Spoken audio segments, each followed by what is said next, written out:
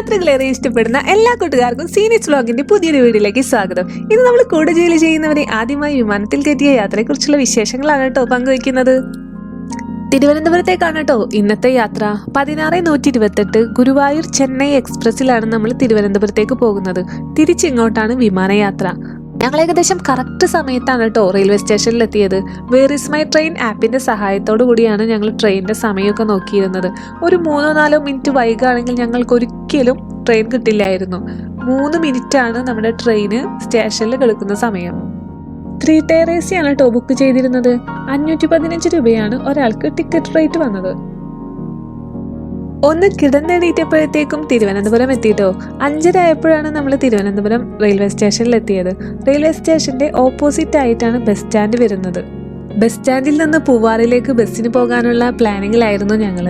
പക്ഷേ ചില സാങ്കേതിക കാരണങ്ങളാൽ ഞങ്ങളെ യാത്ര തടസ്സപ്പെട്ടു. നെയ്യാർ ഡാമിന്റെ ഷട്ടർ തുറന്നത് കാരണം നെയ്യാറിലെ ഒഴുക്ക് കൂടുതലായിരുന്നു. അതുകൊണ്ട് തന്നെ ഞങ്ങൾക്ക് ബോട്ടിങ് പോകാൻ പറ്റിയില്ല.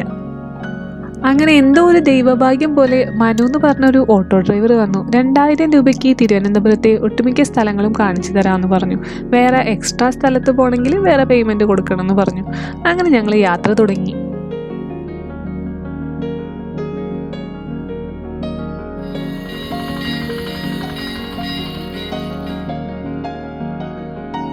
ഞങ്ങൾ ആദ്യം തന്നെ പോയത് ബാക്ക് സൈഡിലുള്ള കടൽ കാണാൻ വേണ്ടിയിട്ടായിരുന്നു.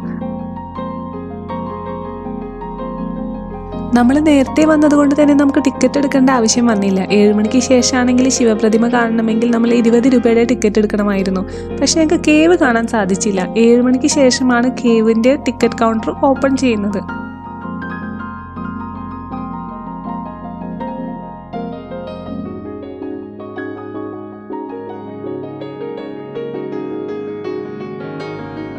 ഏകദേശം അരമണിക്കൂറിനടുത്ത് ഞങ്ങൾ അവിടെ സ്പെൻഡ് ചെയ്തു. പിന്നീട് ഞങ്ങൾ പോയത് ചെങ്കൽ മഹേശ്വരം ശ്രീ പാർവതി ടെമ്പിളിലേക്കാണ്. അങ്ങനെ ഏകദേശം 7:15 ഞങ്ങൾ ഭക്ഷണം കഴിക്കാൻ വേണ്ടി കയറി. മസാല ദോശ കഴിക്കാൻ വേണ്ടിയിട്ടാണ് കേട്ടോ കയറിയത്. പക്ഷെ അവിടെ മസാല ദോശ ഒഴികെ ബാക്കിയുള്ള എല്ലാം ഉണ്ടായിരുന്നു. 8 മണിക്ക് ശേഷമാണ് മസാല ദോശ ആകുള്ളൂ എന്നാണ് പറഞ്ഞത്. അങ്ങനെ ഞങ്ങൾ ഭക്ഷണമൊക്കെ കഴിച്ച് ഞങ്ങൾ അടുത്ത ഡെസ്റ്റിനേഷനിലേക്ക് യാത്രയായി. ഇത് നമ്മൾ നേരെ പോകുന്നത് വിഴിഞ്ഞം ഹാർബറിലേക്കാണ് കേട്ടോ. ഹാർബറിൽ പോയി നമ്മൾ ഫോട്ടോസും വീഡിയോസും ഒക്കെ എടുത്തു. അവിടെ വീഡിയോഗ്രാഫി ഒന്നും അലൗഡ് അല്ല. നമ്മുടെ മനുഷ്യട്ടൻ ആദ്യം അവിടെ വർക്ക് ചെയ്ത കാരണം കുറച്ച് സ്ഥലങ്ങളൊക്കെ നമുക്ക് കാണിച്ചു തന്നു. പക്ഷെ നമുക്ക് വീഡിയോ എടുക്കാൻ പറ്റില്ലായിരുന്നു. അടുത്തത് നമ്മൾ പോകുന്നത് വിഴിഞ്ഞം ബീച്ചിലേക്കാണ് കേട്ടോ. വിഴിഞ്ഞം ബീച്ചിനോട് ചേർന്നിട്ട് തന്നെയാണ് വിഴിഞ്ഞം പള്ളിയുള്ളത്. അങ്ങനെ നമുക്ക് അവിടെ നിന്ന് നോക്കിക്കഴിഞ്ഞാൽ വിഴിഞ്ഞം ഹാർബറൊക്കെ കാണാൻ പറ്റുമായിരുന്നു.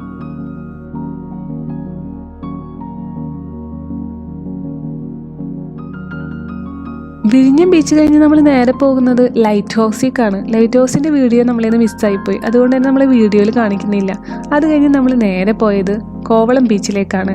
കോവളം ബീച്ചിൻ്റെ ഫ്രണ്ടിൽ തന്നെ കുറേ ഉപ്പിലിട്ട ഐറ്റംസ് ഒക്കെ വിൽക്കാൻ വെച്ചിട്ടുണ്ടായിരുന്നു. അതെല്ലാം ഞങ്ങൾ വാങ്ങിയിട്ടുണ്ടായിരുന്നു. കോവളം ബീച്ചിലെത്തിയപ്പോൾ നല്ല വെയിലായിരുന്നു കേട്ടോ. അതുകൊണ്ട് തന്നെ ഞങ്ങൾ കടലിൽ ഇറങ്ങാനൊന്നും നിന്നില്ല. പിന്നെ പ്രത്യേകിച്ച് അധികം കാഴ്ചകളൊന്നും ഉണ്ടായിരുന്നില്ല. ഞങ്ങൾ കുറച്ചു നേരം അവിടെ നിന്ന് അപ്പോൾ തന്നെ ഞങ്ങൾ അടുത്ത ഡെസ്റ്റിനേഷനിലേക്ക് പോയി. കോവളം ബീച്ച് കഴിഞ്ഞിട്ട് ഞങ്ങൾ നേരെ പോയത് ഭീമാപള്ളിയിലേക്കാണ്. ഭീമാപള്ളിയിൽ ഞങ്ങളൊരു 15 മിനിറ്റ് ചെലവഴിച്ചിരുന്നു. അത് കഴിഞ്ഞിട്ട് ഞങ്ങൾ നേരെ ആറ്റുകാൽ ടെമ്പിളിലാണ് പോയത്. അത്യാവശ്യത്തിന് തിരക്കുണ്ടായിരുന്നു.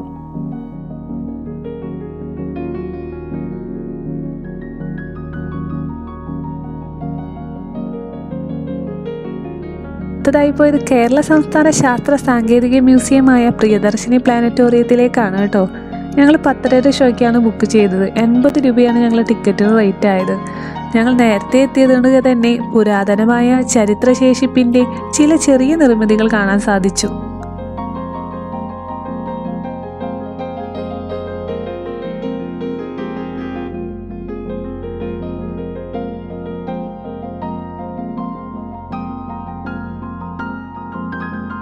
ഇരുപത് മിനിറ്റാണ് കേട്ടോ പ്ലാനറ്റോറിയത്തിലെ ഷോ ഉണ്ടായിരുന്നത്. നല്ല തണുവുണ്ടായിരുന്നു. അതുപോലെ തന്നെ ഇരിപ്പിടങ്ങളൊക്കെ അടിപൊളിയായിരുന്നു. അതുകൊണ്ട് നമുക്ക് നന്നായിട്ട് ഉറങ്ങാൻ പറ്റി. യാത്രാക്ഷീണം കൊണ്ടാണോ എന്നറിയില്ല.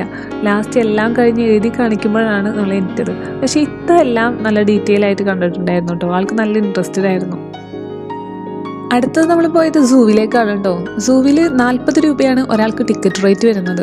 നമ്മൾ കൊണ്ടുപോകുന്ന ഒറ്റ പ്ലാസ്റ്റിക്കും അതിൻ്റെ ഉള്ളിലേക്ക് കയറ്റി വിടില്ല.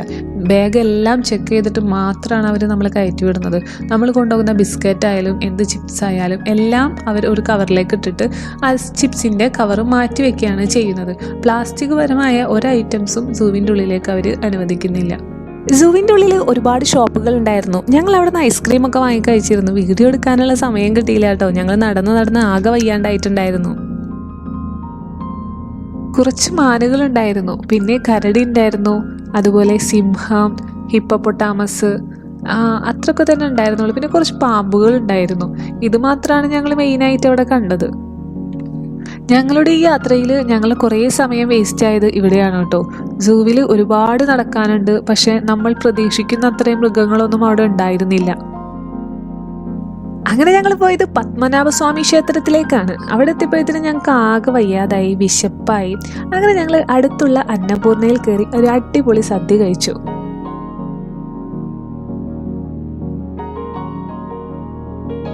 അത് കഴിഞ്ഞ് നേരെ ഞങ്ങൾ വേലിയിലേക്ക് പോയി. ഒരാൾക്ക് 20 രൂപയാണ് ടിക്കറ്റ് ചാർജ് വരുന്നത്. ഇവിടെ ഒരു പാർക്ക് ഉണ്ട് കേട്ടോ. മാത്രമല്ല അടിപൊളി ഒരു ടോയ് ട്രെയിനും ഉണ്ട്. ഞങ്ങൾ വന്നപ്പോൾ ചാർജ് ചെയ്യാനിട്ടേക്കായിരുന്നു. ഞങ്ങളങ്ങനെ ടോയ് ട്രെയിനിൻ്റെ അടുത്ത് നിന്ന് ഫോട്ടോസും വീഡിയോസൊക്കെ എടുത്തിട്ടോ. ട്രെയിനിൽ പോകുകയാണെങ്കിൽ നല്ല വൈബായേനെ. പക്ഷേ 3 മണിക്ക് ശേഷമാണ് നമ്മൾ ട്രെയിനിൽ പോകാൻ പറ്റുള്ളൂ. അതുകൊണ്ട് തന്നെ ഞങ്ങൾ ഇനി വരുമ്പോൾ പോകാമെന്ന് വിചാരിച്ചു. പിന്നെ ഇവിടെ ബോട്ടിംഗ് സൗകര്യങ്ങളെല്ലാം ഉണ്ട് കേട്ടോ. ഒരാൾക്ക് 100 രൂപയാണ് വരുന്നത്. 4 പേരെങ്കിലും ഉണ്ടെങ്കിലാണ് ഇവർ ബോട്ടിങ്ങിന് കൊണ്ടുപോകുന്നത്. നല്ല ഉച്ച സമയമായ കാരണം ഞങ്ങൾ ബോട്ടിങ്ങിന് പോയില്ല. ഞങ്ങളങ്ങനെ അടുത്ത സ്ഥലത്തേക്ക് പോയി. നമ്മൾ വാക്സ് മ്യൂസിയത്തിലേക്കാണ് കേട്ടോ പിന്നെ പോയത്. നമ്മുടെ സുനിൽ വാക്സ് മ്യൂസിയത്തിൽ ഒരാൾക്ക് 100 രൂപയാണ് ടിക്കറ്റ് റേറ്റ് വരുന്നത്. 37 അധികം മെഴുകുപ്രതിമകളാണ് ഇവിടെയുള്ളത്. മെഴുകുപ്രതിമകൾ എനിക്ക് വളരെ ഇഷ്ടമായി. അടിപൊളിയായിരുന്നു. ഒരിക്കലും അതൊരു പ്രതിമയാണെന്ന് തോന്നേയില്ല. നമ്മളെടുത്ത് ശരിക്കും അവർ നിൽക്കുന്നത് പോലെയാണ് നമുക്ക് അനുഭവപ്പെടുന്നത്.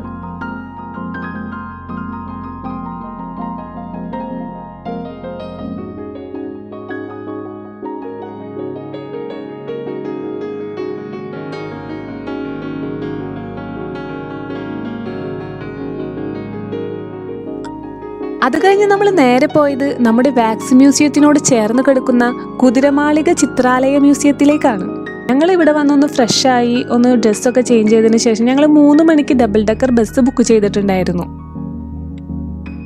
ഡബിൾ ഡെക്കർ ബുക്കിങ്ങും അതുപോലെ തന്നെ ഡബിൾ ഡെക്കറിലെ വിശേഷങ്ങളും എല്ലാം നമ്മളൊരു വീഡിയോ ആയിട്ട് ചെയ്തിട്ടുണ്ട്. അത് നമ്മൾ ഡിസ്ക്രിപ്ഷനിൽ പിൻ ചെയ്ത് വെക്കുന്നുണ്ട്. ഞങ്ങൾക്ക് എയർപോർട്ടിൽ പോകാനുള്ള ഒരു സൗകര്യത്തിന് വേണ്ടി ശംഖുമുഖം ബീച്ചിനടുത്ത് നമ്മളെ കണ്ടക്ടർ ചേട്ടൻ ഇറക്കി തന്നു. ഞങ്ങൾ ചേട്ടനുമൊത്ത് സെൽഫിയും വീഡിയോസും എടുത്ത് ബൈ ബൈ പറഞ്ഞു പോന്നു. അങ്ങനെ ഞങ്ങൾ ശംഖുമുഖം ബീച്ചിൽ പോയി ഫോട്ടോസൊക്കെ എടുത്തു. നേരെ ഞങ്ങൾ എയർപോർട്ടിലേക്ക് പോയി.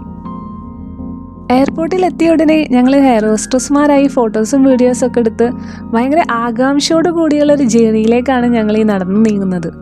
കൂടെ ജോലി ചെയ്യുന്നവർക്ക് എന്നും ഒരു പരാതിയായിരുന്നു, നീ എപ്പോഴും ട്രിപ്പ് പോകുന്നുണ്ട്, ഞങ്ങളെ കൊണ്ടുപോകുന്നില്ല എന്ന്. കൂടാതെ ഫ്ലൈറ്റിൽ കൂടിയുള്ള യാത്രയായപ്പോൾ അതിമനോഹരമായിട്ടോ ഈ യാത്ര.